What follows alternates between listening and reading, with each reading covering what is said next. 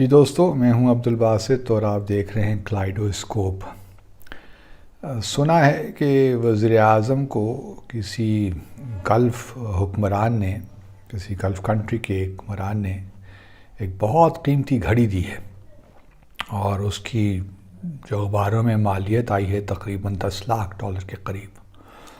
اب ہمارے ایک عام شہری ہیں، انہوں نے جو ہے پاکستان انفارمیشن کمیشن کو لکھا ہے کہ بھئی یہ جو تحفے تحائف ملتے ہیں ہمارے وزراء کو اور دوسرے وزراء کو، وزیر اعظم کو یا وزراء کو یا ہمارے صدر کو، تو ان کی تفصیلات تو ہمیں معلوم ہونی چاہیے۔ تو کمیشن جو پاکستان انفارمیشن کمیشن ہے، اس نے وہ درخواست جو ہے وہ آگے ڈال دی کیبنٹ ڈویژن کو۔ کیبنٹ ڈویژن نے کہا کہ بھئی یہ جو تفصیلات ہیں ان کو ہم پبلک نہیں کر سکتے، کیونکہ یہ انٹر اسٹیٹ ریلیشنز ہیں اور سینسٹیو معاملات ہوتے ہیں، تو اس لیے ان چیزوں کو پبلک نہیں کیا جا سکتا کہ کس نے کیا دیا۔ اس سے دوسرے ممالک کے ساتھ بھی تعلقات خراب بگڑنے کے خطرات ہوتے ہیں۔ تو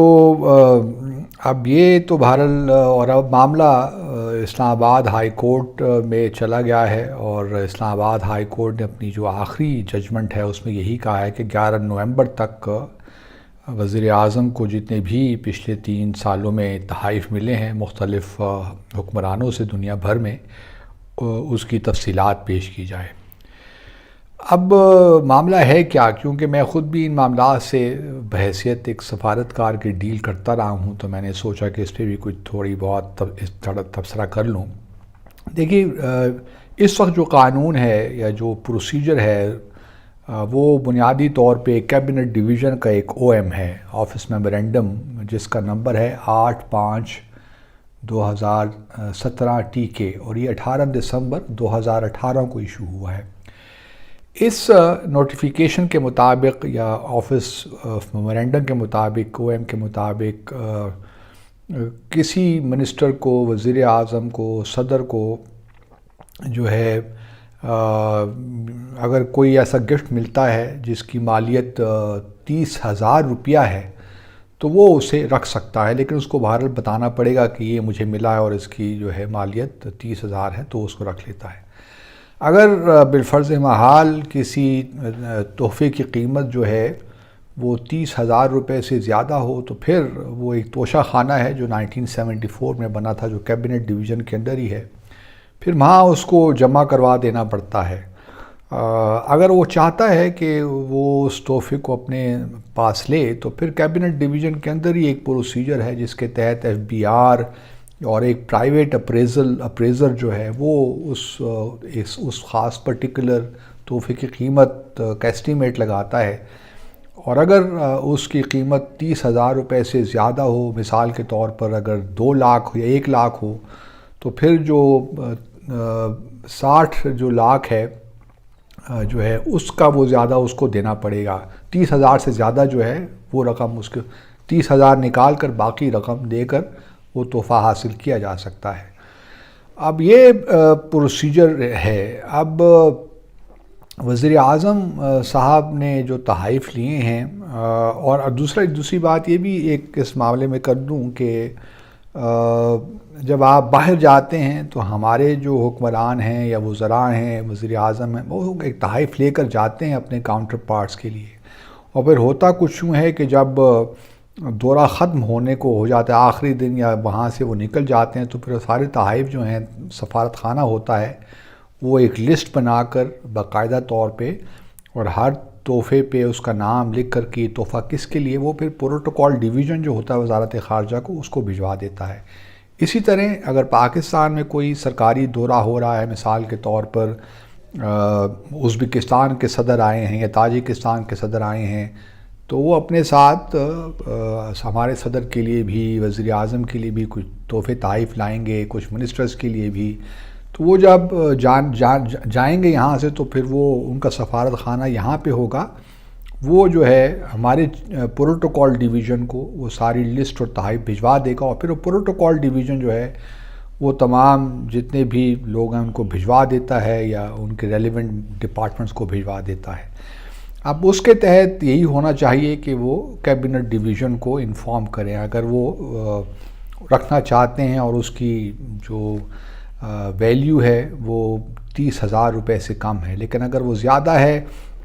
تو پھر وہ ڈکلیئر بھی ہونی چاہیے، اور پھر اگر وہ رکھنا چاہتے ہیں تو پھر ان کو پیسے بھی دینے پڑتے ہیں۔ کچھ چیزیں ایسی بھی ہوتی ہیں، مثال کے طور پر اینٹیکس ہیں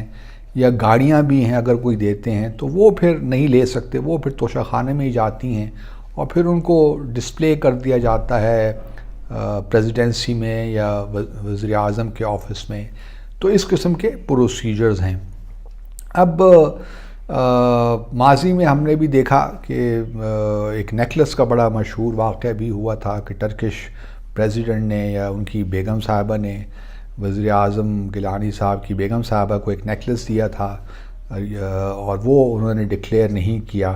یا توشہ خانہ میں تھا وہاں سے نکال لیا تھا، اس کی قیمت کوئی ادا نہیں کی اور اس کو استعمال کرتے رہے۔ تو اس قسم کی چیزیں ہوتی ہیں۔ اب یہ کہنا کہ جی اس میں بڑے کوئی نازک معاملات ہیں اور ان کو ہم ڈکلیئر نہیں کر سکتے،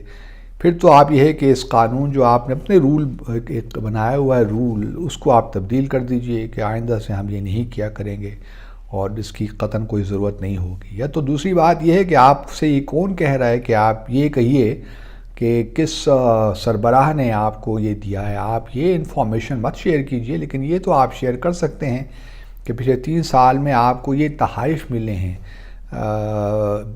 اس کے یہ نہ بتائیے کہ کس نے دیے ہیں،